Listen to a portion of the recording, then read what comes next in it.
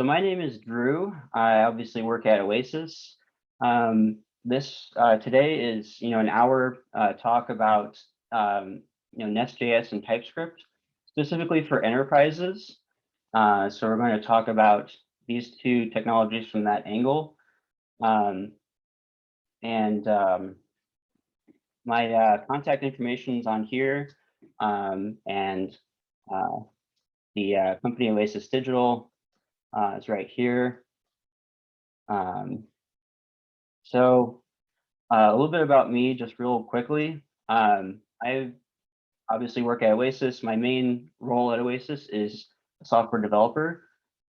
So I focus on Angular and Node software development, full stack on every project I've been on at Oasis. These projects are usually for large companies. So they're very focused on the kinds of problems that enterprises have with software development at scale, with teams located across the world. Issues that come up when you try to build software in a very large organization. And in addition to that role at Oasis, I also give talks on Angular topics and Node topics at meetups and conferences as well. So I've given several conference talks. I've given a talk that's similar to this, but not as comprehensive at the St. Louis Google Developer Group DevFest. We've also given a talk at Chicago's DevFest. That one was on Angular material. And I also give talks at meetups in St. Louis area. I had the privilege to be able to give a talk in Porto, Portugal once while I was there for a client's training. So the overall thesis of this talk today is why Nest is great for the enterprise. And for that, there are really three main parts. And we'll get into each one of these individually as we go. But first, Nest is a node library. So before you choose whether or not to use Nest, you're going to need to obviously choose whether or not to use Node. So I'll give that a little bit of attention at first. I personally think that's the bigger question than whether or not to adopt Nest, given that you have made other choices already, but we'll talk about that. The second one is that Nest is an applications framework with an emphasis on applications. So I'll compare this to other frameworks, including one that's much more popular than Nest because so many things are based on it. If you have been around Node for a while, you know what I'm talking about. We'll talk about it when we get there. And then the third one is that Nest uses the same design patterns as the front end. And by front end, I specifically mean Angular. So given that you are building an Angular application, Nest uses very familiar approaches to build the backend as well. And this is its main selling point, if you will, although Nest is totally free and open source, so there's no selling going on. So for the very first part, we have to sort of address why you'd want to choose Node, because you have to decide that before you would even talk about Nest. So first of all, what is Node?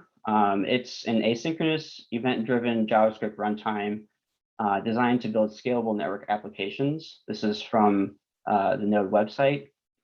And so I emphasize JavaScript here because Node is the way, and at 2021 at least, the way to build server-side JavaScript applications. Now, if you are kind of new to JavaScript or you haven't had much exposure to it before, typically, in that case, people think of it as purely a front-end language used for doing things in a browser. And the idea of running it on the server side is kind of a new concept to people coming from there. The most important things about Node, at least for decision-making for enterprise software, is that it's a really economical choice, given that you're building a web app already. Now, why is that? Well, first, you can use one language and package ecosystem for all parts of the application. And that matters because you're going to have to hire and train, potentially train, developers for working on your software. If you're already building a web app, then you're going to already have to train and hire people for the front end role.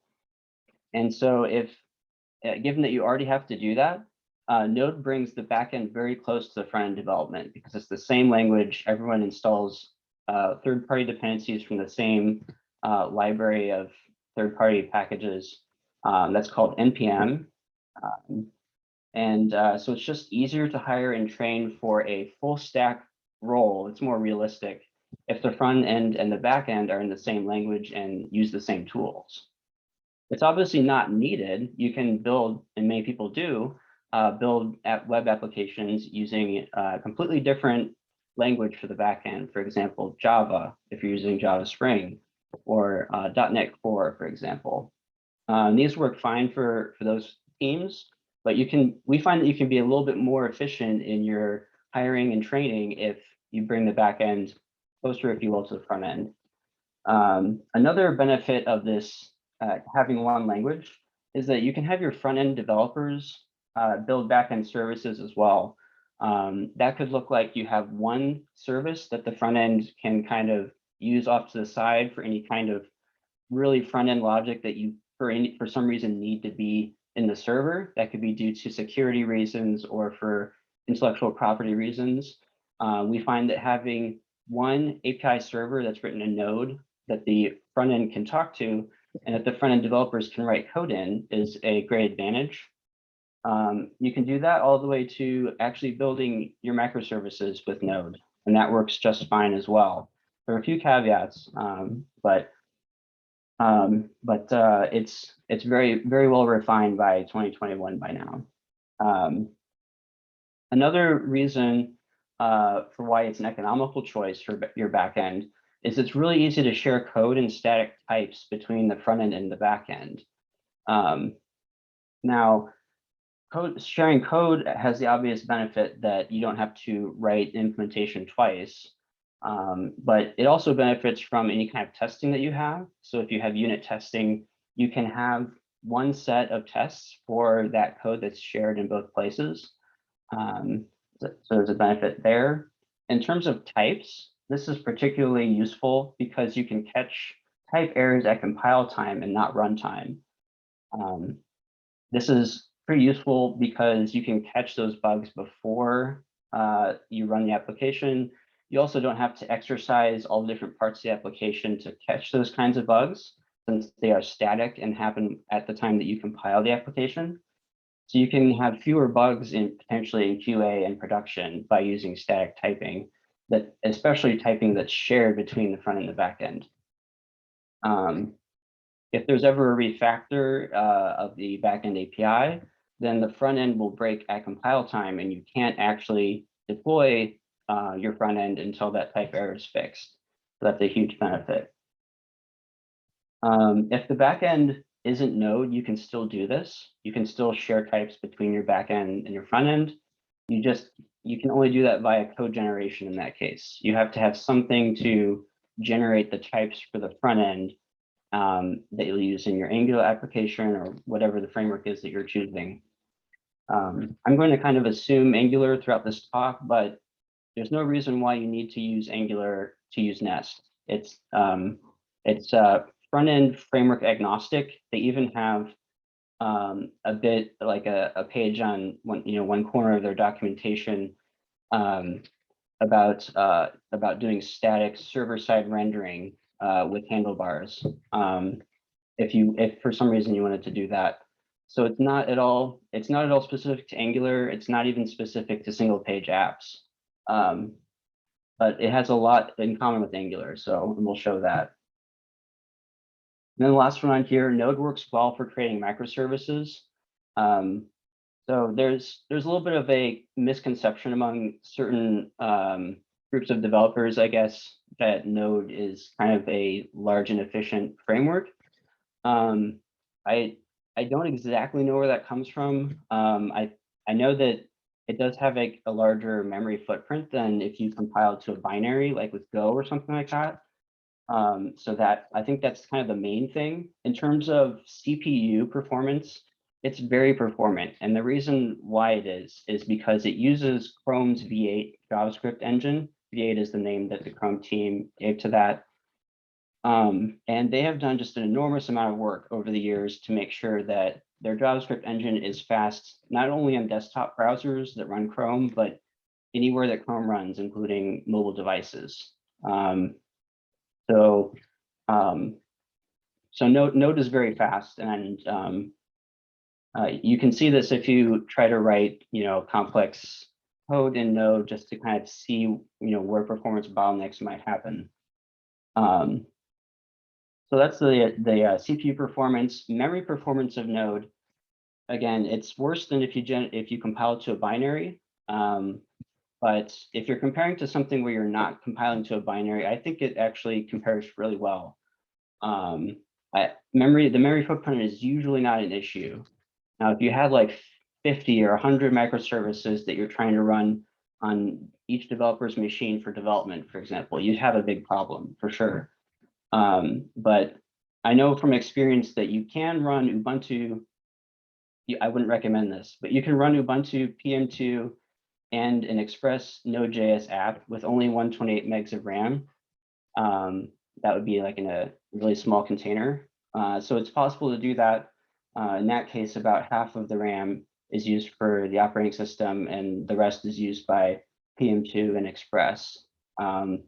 So it's really not bad. I think that it's a little bit exaggerated in terms of how heavy Node is, but oftentimes I find on projects that I've worked on professionally that backend teams will sometimes have a little bit of a hesitation about Node. I think that might be where it comes from.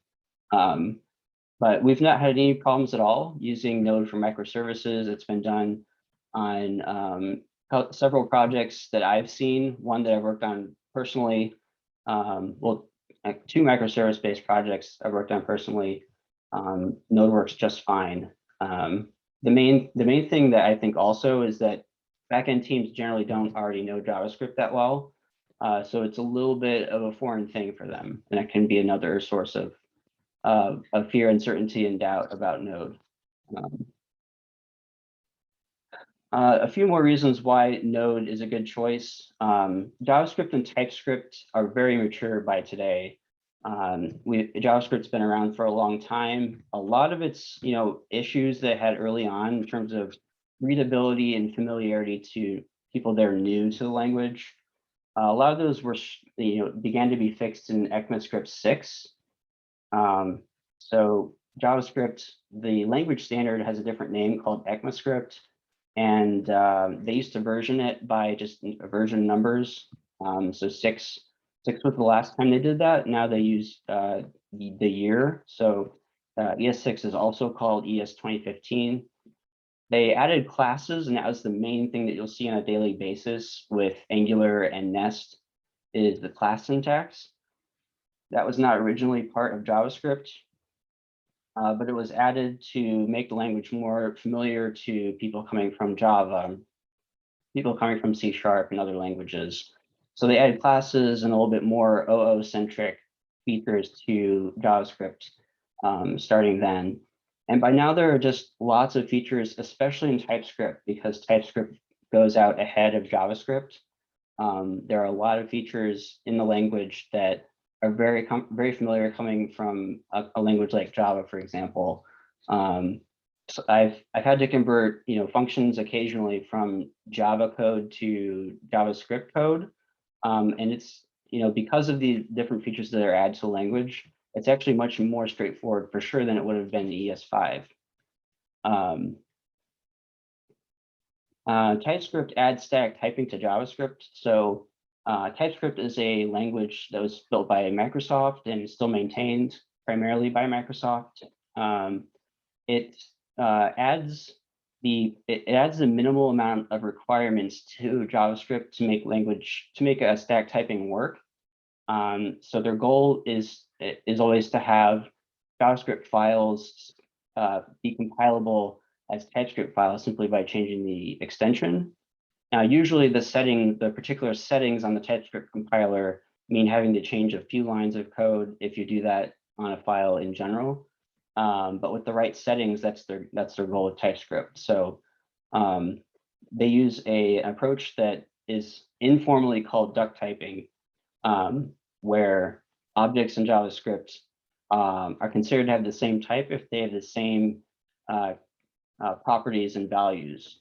And that makes it very straightforward to incrementally add typing to an existing JavaScript project, or to dip your toes in the TypeScript waters by choosing to use TypeScript on our project, but you're not super familiar with it yet. You can start using it without being super knowledgeable about all facets of TypeScript. More reasons, static code analysis tools are available and mature. The main ones are TSLint and ESLint. There's a migration now kind of happening toward ESLint, where TypeScript TSLint is going to be kind of moving into a maintenance mode, and I guess years from now it'll probably eventually not be supported, but that's a very slow-moving thing. These tools work really well, and they're basically the JavaScript and TypeScript equivalent of linters for other languages. There's also Prettier, which is a code formatting tool. It's used to basically modify all of your source code files to have the exact same style, so that all developers essentially write and check in code that looks exactly the same. And finally, there's very good editors and IDEs for TypeScript and JavaScript. The most popular one is Visual Studio Code, most popular in terms of number of users, because it's totally free, has a large extensions ecosystem. There's also WebStorm, which is a popular one, and any number of text editors, obviously. But the IDEs like WebStorm and Visual Studio Code have plugins and also have native features that automatically detect and handle things like IntelliSense for you. Find and replace a name throughout your entire code base. You can do that easily with these tools. So writing JavaScript and TypeScript is very much, in terms of developer ergonomics, very much the same as many other languages have been for a longer time.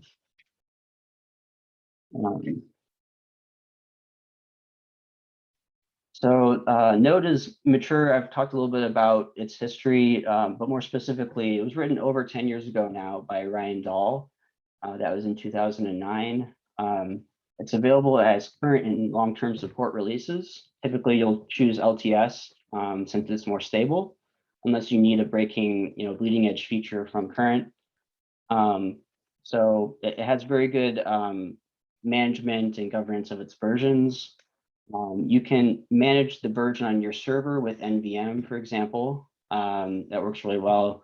Obviously, you can use that locally too. I use that on every project to easily switch between versions of Node, so that it basically solves a version issue for you, or at least makes it easier to handle. And NPM is also mature. So this is the main package management tool for Node. It does not stand for Node Package Manager, which they're very eager to point out. It's kind of like a many years running joke now. It's become the standard for basically everything JavaScript, so not just Node. Any JavaScript library, if it's shared, it's probably going to be on NPM. And the main file that NPM uses to manage your dependencies is package.json. And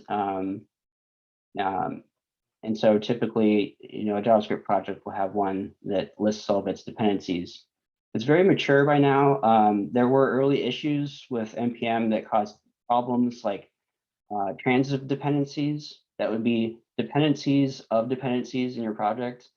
Very early on in NPM, it would install different versions on different developers' machines because those versions weren't specified. The package JSON file only specifies versions of your immediate dependencies. And they solved that a long time ago with package lock.json, so that's not an issue anymore at all. NPM has very good caching now. It didn't used to have caching a long time ago. So anytime you installed, your dozens of dependencies, it would have to pull not only those, but all the transitive ones as well each time. That's basically completely solved. There are other command line interfaces that even improve on NPM, although NPM is quite good by now.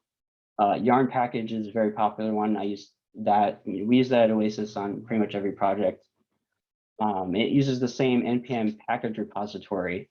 So you pull packages from the same place. They all come from NPM. NPM has tons of other features too. I can't get into. You can have your own repositories for your company or for your group. If you want to have local, packages that are managed by NPM, the tool, but are not published to the broader world, you can have that, set that up, things like that. So the tooling is there and it works really well by 2021. So this is getting into the second point from my initial overview slide, which is that Nest is an applications framework. And so why is that a benefit? The main thing about that has to do with a framework called Express. Now, people that are familiar with Express and perhaps Nest will quickly point out that it's not at all supposed to be the same thing as Nest, and I fully agree. So if this looks like an unfair comparison, I'm not going for a comparison of Nest versus Express. The main thing is that Express is so incredibly popular in the Node world that lots and lots of people build backend APIs and microservices with Express. At 16 million downloads per week, it's still growing. It's growing linearly right now. Now, part of that is that a lot of frameworks, including Nest, depend on Express, so that gets counted in the downloads per week. But even without those, it's still by far the most popular framework for Node.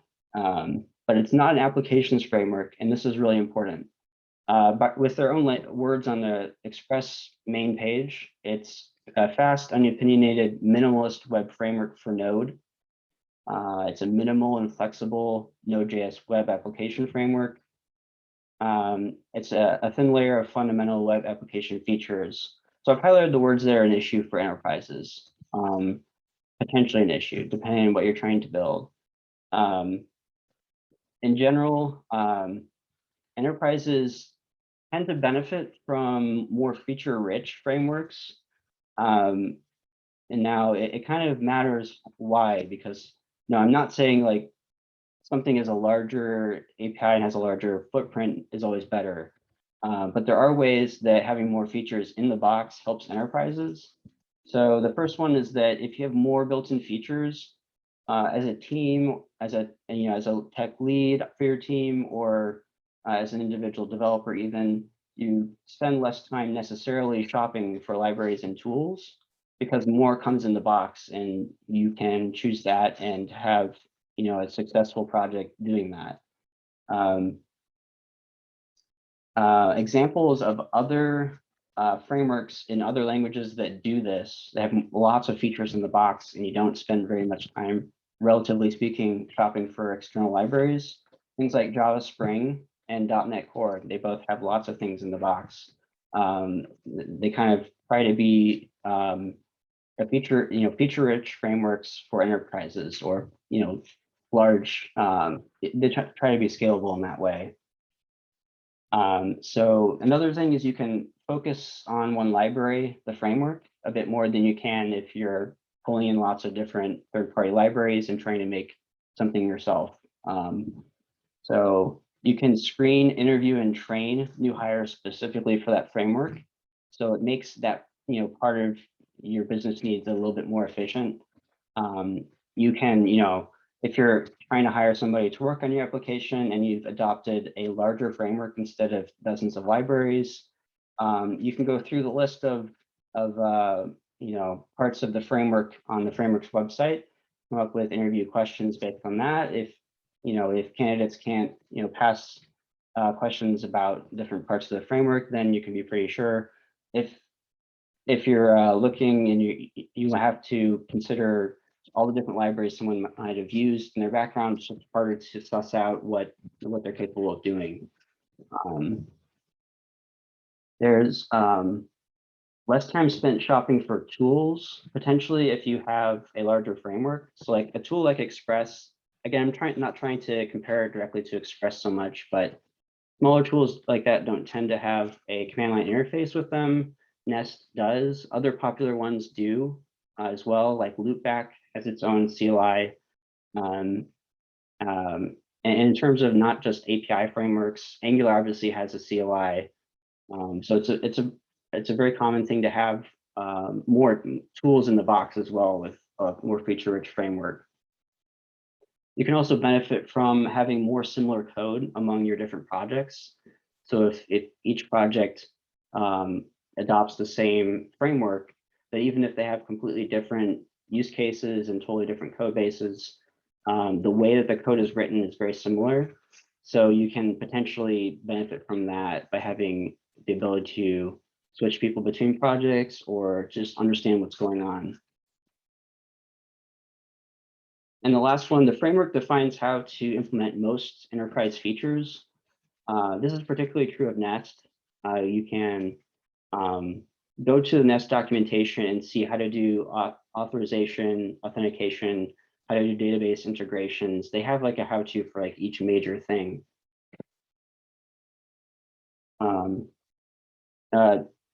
Automatic Swagger pages, OpenAPI documentation, things like that. Nest isn't the only one. I mentioned Loopback. I'm going to skip this part a little bit. You can read about these other frameworks. I guess the main thing that Nest doesn't do, that something like, for example, Loopback does, it doesn't auto-generate really anything for you. It gives you all of the hooks that you need in a framework to build things yourself. But it has very minimal auto generation. The only thing that I know of is automatically generating your CRUD endpoints when you create a resource using the Nest CLI. Other than that, they give you all the tools you need, but they don't do like code generation. They don't do database introspection. They defer those kinds of things to another library, for example, TypeORM for databases. Mongoose for MongoDB. They have lots of different options. You're not limited to those things, but they have a convenient library features for integrating with those. And then I guess the main thing is that Nest is kind of leading in downloads per week among these different frameworks. If you exclude like Express, if you have Express on here, these would all be way down at the bottom. But Nest is still growing quite rapidly. It's actually growing faster than the front-end frameworks like Angular and React. So it's not just being driven by growth in the front-end world.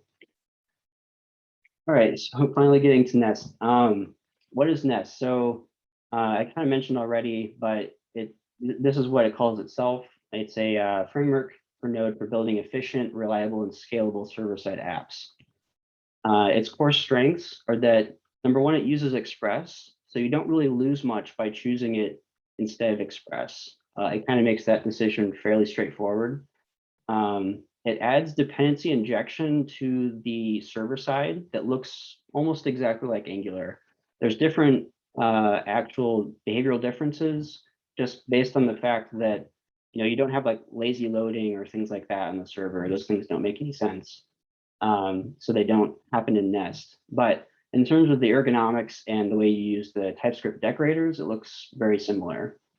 Nest uses TypeScript. It has its own CLI, which helps you generate different types of things like controllers in your Nest application.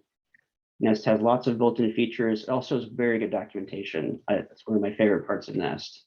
And I mentioned things Nest doesn't do. It doesn't really do very many things automatically, which is kind of a feature. You're generally adopting Nest to build your own API.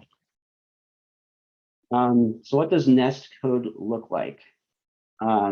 But we want to remember that Nest's goal is to create backend services using front-end design patterns, specifically Angular design patterns. So the code looks very similar to an Angular code in general. In fact, there are one-to-one relationships between things in Nest and things in Angular.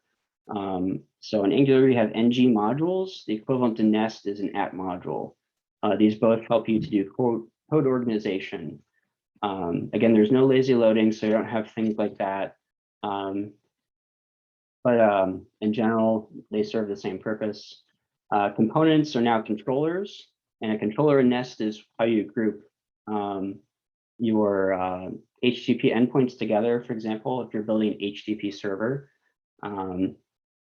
It does kind of follow the MVC pattern, where the view is kind of up to you. You can, again, I mentioned you can plug in something like handlebars if you want to do server-side static rendering. But in general, like if you're here and following along today, you're probably coming from Angular or some kind of front-end single-page app framework. But Nest takes care of the other two, the model and the controller. The at controller is where the controller bit happens.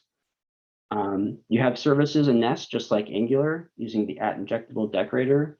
You also have pipes in Nest. That's something that differs from the front end in the semantics. A pipe in Angular is for HTML templates in general, where you can have a value and then modify that value in line.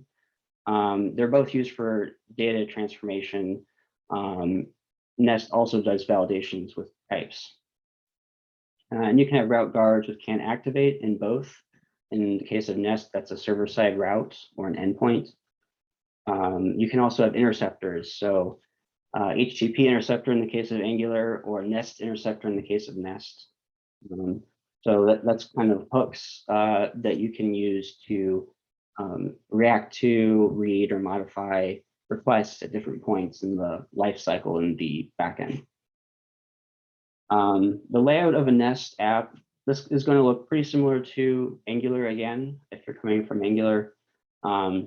You generally group features into modules, and modules help you organize your code a little bit better, including dependencies.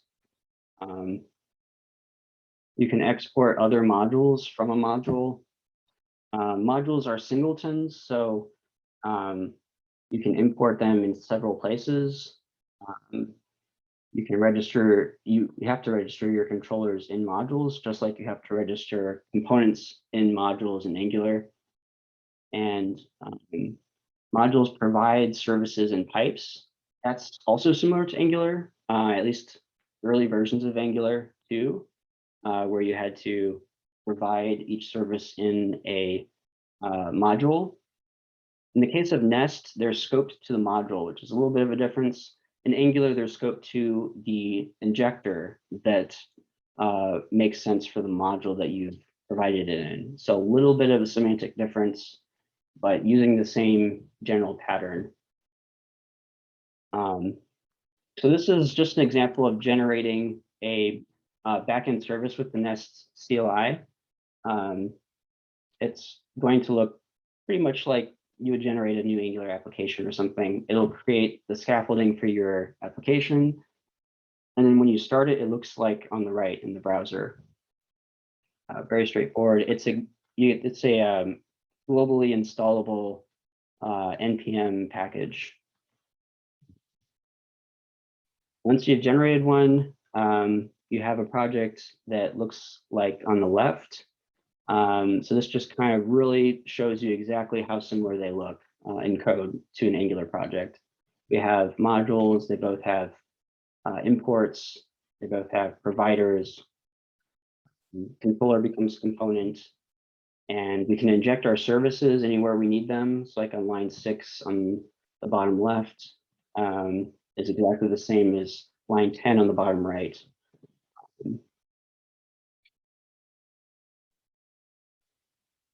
So now let's look at actual code. So I have an example Nest project. This is the URL for that. Feel free to write that down now. I'll also have this at the very end. I'll keep it on the screen. So if you need it at that time, it'll be coming back. So So this is the code base. I have a folder for the Nest application in server. So this is what the Nest application looks like. It's its own npm project. So it has a package JSON. It's based on TypeScript, so it has a tsconfig file, which defines all the TypeScript settings. Again, this is all generated for you by the Nest CLI. It has linting set up out of the box. In this case, it's using tslint. There's probably an option now for ESLint. It has its own file for settings for the Nest CLI, which is not super important. Every npm or node project has its own folder that has all of the dependencies inside. npm, or if you're using Yarn, they automatically get installed to the node modules folder. And then there's the source code for the application itself.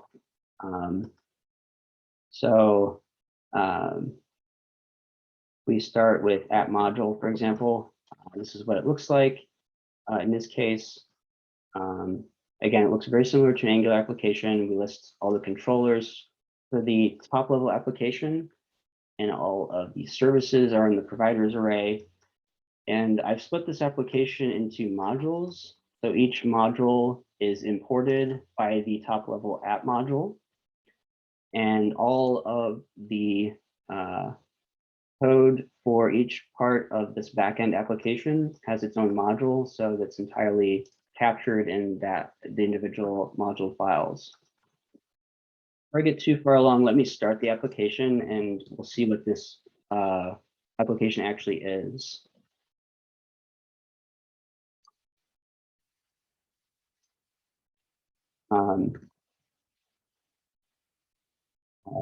So I'm going to start the front end first. So the front end is an Angular application, pretty standard Angular CLI application. And then the back end is its own separate running application. When you actually build a project like this for deploying, you'll have a build process that builds the Angular application, grabs the assets that it outputs, and merges them with the build output of the Nest application. And then the Nest application would serve the Angular application. In this case, since this is set up for like a developer to be working on the project, the server will proxy to the Angular CLI port 4200 served application. So right now my front end is being served on 4200. If I start the server, then it will start the application on port 3000, and it also sets up a proxy. So if I actually go to localhost 3000, then we can see the application. So I built like a kind of a mock of one of the popular travel apps. You might recognize the logo a little bit, but you can choose a city on the left and then the destination on the right. That's where I am. And then it shows kind of a list of fares and their prices. This is all randomly generated, so it's not super important, but there's interaction that's happening between this Angular app and the Nest app. If I open up the network tab, if I change one of these, Minneapolis, then we're doing a find all to our REST API. So the Nest app is serving this, and we'll take a look now at what that looks like. So again, I mentioned that each one of these parts of the backend has its own module. Let's start with the flights module. The flights module is here. It has one controller and service. So the controller looks like this. Now I'm kind of, in this example here, showing off some features of TypeScript. I wouldn't in general recommend doing this, but here I'm extending an abstract class transportation controller And that has most of the logic for all of the CRUD endpoints implemented. And then here I'm just extending it to change this mode endpoint. So let's go to the transportation controller. This is what a controller is going to look like in Nest in general, just without the abstract. You'll have a class like this, 0 or more services injected. And then you'll have a method for each, basically each endpoint that you want. And in Nest, most things are created with decorators. So this is a TypeScript feature that lets you kind of add metadata to a name in your code that the compiler will pick up. So the TypeScript compiler picks this up, and Nest, the framework, uses this metadata to do the right thing with this public method. So in this case, this will represent a create route on the server. And anytime that route is posted to by another client, for example, the browser, if it sends a post request, then this method will be called. And the body for that request will be passed here because the body decorator is decorating this parameter. And then inside we can do anything we need to with that. So here I'm calling this service to do a create. So you can abstract as much as you need to because you have the full dependency injection system from Angular on the server side, which is potentially a huge benefit for code organization, but also for unit testing, because when you have runtime dependency injection like this, it makes it pretty easy to mock things when you're writing your unit tests to isolate just a particular class that you want to test. Like if I were going to write unit tests for a transportation controller, then I could mock this service and have the framework inject my mock when this controller is created. If I switch to the service, we'll see that it's decorated with @injectable, just like you'd see in Angular. Except there's no worries about like lazy loading, so there's no additional metadata you need to put inside the @injectable. So this looks just like, original Angular 2 code before we had provided in root. And then in here, you can do anything you need. It's just a TypeScript or JavaScript class. So in this case, I have kind of a fake database. I generate random fares when the application is loaded because the service is created at that time. And then whenever I create a fare, I just push to that array in memory. So the other parts of this application follow the same pattern. Trains is just another kind of transportation. So if I go to the controller, it also extends that transportation controller. It just changes the mode. Again, I wouldn't recommend extending a class like this in applications. It's kind of fallen out of favor. It's been one of the parts of OO that's not been embraced. Just it makes the logic harder to follow when you have classes extending classes. But it's something you can do, and if you had a use case like this, maybe it makes sense for you. I just wanted to show kind of things that you can do if you need to with TypeScript.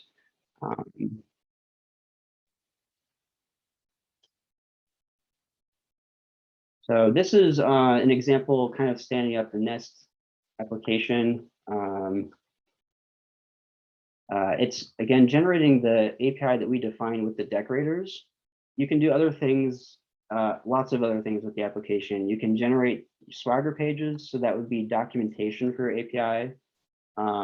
That's an additional set of decorators that you would add to your endpoints. So there's like @description or something like that to add the description that gets generated in the Swagger pages. They have a part of their documentation for that. You can do like GraphQL things with Nest. It has its own library. The Nest framework is split into libraries like this, like Angular does under a namespace. So there's a GraphQL Nest library. There's a TypeORM Nest library for doing database integrations. I mentioned Mongoose earlier for MongoDB. And in general, those other libraries are kind of syntactic sugar for those third-party libraries in a way that lets you plug them in easily with the dependency injection. So in the case of type-orm, for example, everything is standard type-orm that you do with that. It just makes it possible to, in your module, import .4root with the type-orm library. And then in each of your other modules, like for example, flights module, you would do import dot that you do the type-orm module .4 child or .4 feature to have that part of your database integration kind of isolated to that module. So in general, the extra NestJS libraries are like the minimal amount that they need to add to plug it into their DI system. So that means that you don't have to learn a whole new way of doing things. You can do standard type-orm stuff. Type-orm is currently the most popular ORM for TypeScript. So this is, again, two different applications. I have an individual Nest application and an individual Angular application. You don't have time to look at the Angular app, but I promise it's standard Angular.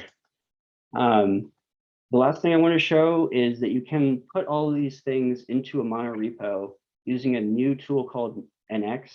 I guess it's not super new now, but it is still,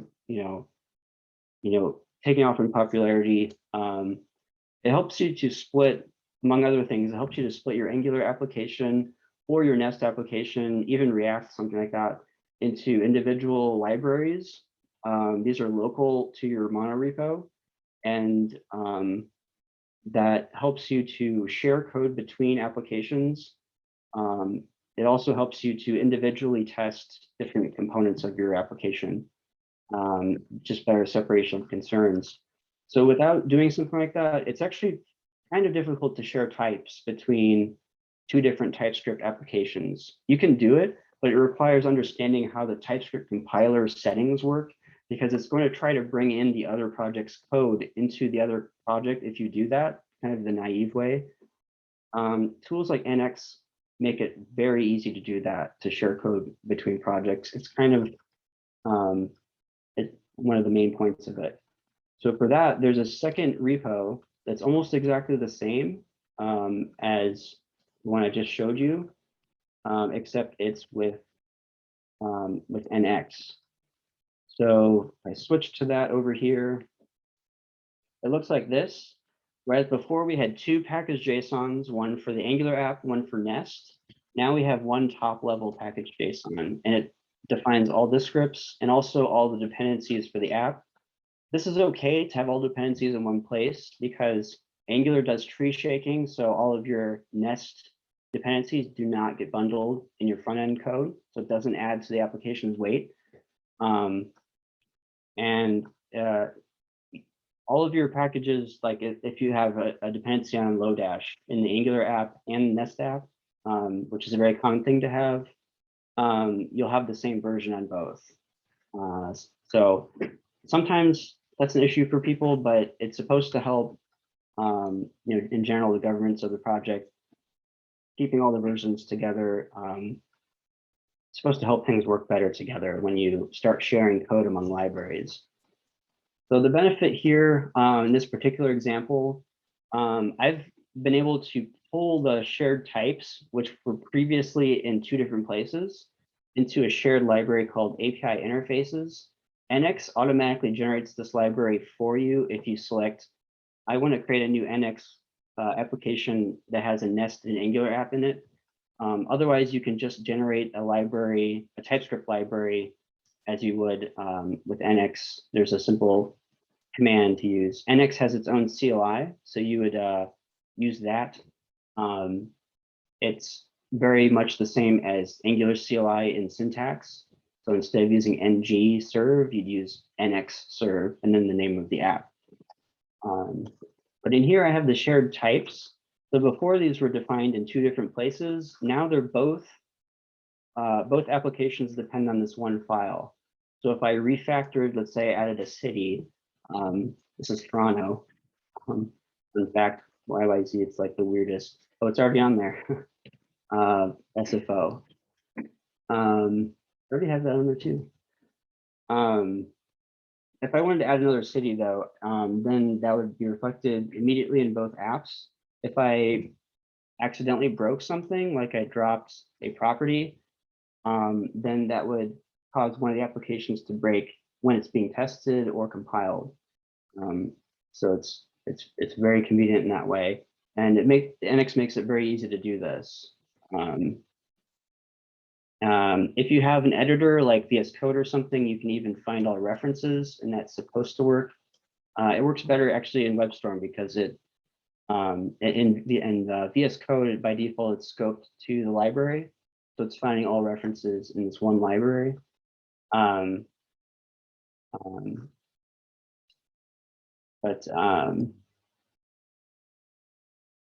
Yeah, so this is sort of the new direction that a lot of Angular projects are going in, is using NX. Even if you just have one Angular application, to use NX to have your application in not just one large Angular project, but several libraries. And then the apps in here have the front end, which is called Canoe, because that's what the app is. There's a separate app for end-to-end testing. And then the API server, which is the Nest application, is in here. So it's all the same code, just over in monorepo. So this time, I just kind of want to open for questions and answers. We're kind of running out of time, but that's probably okay because we have the Angular Clinic now right afterwards. But yeah, I'll take any questions right now. This is again, the Oasis website link. We have our events on the front, on the home page. It's just below the top banner. This is Angular Clinic right here, and you can attend for free right after this. I'm pretty sure that there will be, I guess I don't know exactly who's going to be there. I will be there though after a few minutes. And again, if you weren't here for the very beginning, this is to help with any kind of questions that you might have about Angular. Really anything is fair game. It's an unstructured, just any kind of help with Angular session. I think it's about an hour long.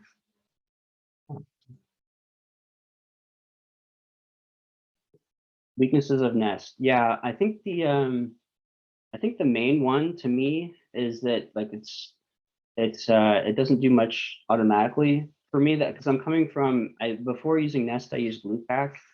I have a couple of talks on Loopback from a couple years ago. And that's a framework that has larger aspirations than Nest does, in the sense that it automatically generates a REST API for you for any kind of database or API that you pointed at. So if you had like a Postgres database, you can point Loopback at that and it'll generate all of the CRUD endpoints automatically. And then it kind of gives you hooks to modify that in ways that you might want to. But Nest doesn't do that. It's not an automatic code generation, automatic introspection tool. It doesn't aspire to be, but it's kind of, I'm hesitant to call that a weakness, because sometimes code generation is a weakness already. Like when projects, it just depends on the project, but code generation is not always something embraced by all developers on projects. So if something goes wrong with that process of auto-generating, then sometimes people have an issue with that. But it doesn't matter in the case of Nest because it doesn't come with any feature that's like that. Other weaknesses of Nest, some people say that being like Angular is a weakness because they don't like, or they don't understand the way that Angular dependency injection works. It can maybe feel heavy with all the decorators and all the modules and controllers, files going on, services. But if you're already coming from Angular, that's a strength because you already live in that world. So that's, again, something that it's a weakness if you're not coming from Angular, maybe, because maybe you have to learn that for the first time. But it does give you ways to separate concerns easily. Other weaknesses. Some people say that being based on Express is a weakness. I don't think that it matters because you don't really interact with Express at all. And it's not actually hardwired to Express. There's two options to choose for behind the scenes, which framework you want. I don't think you need to learn Angular first. The dependency injection system of Nest is simpler than Angular's because it doesn't have lazy loading, for example, and it doesn't have like the Angular router is a complex thing that Nest doesn't have. So I would recommend jumping right into Nest, especially because its documentation is so good. So if I go to nestjs.com, the documentation section, this is just, in my opinion, really well laid out. They have, they kind of have the overview part. It kind of goes from a high level through the thing. And then there's this recipes section for like specific things that you want to do. They have like examples end to end for those. So I'd recommend just jumping in. It's not super hardwired to Angular. It just kind of borrows a lot of the patterns from it. But thank you for coming.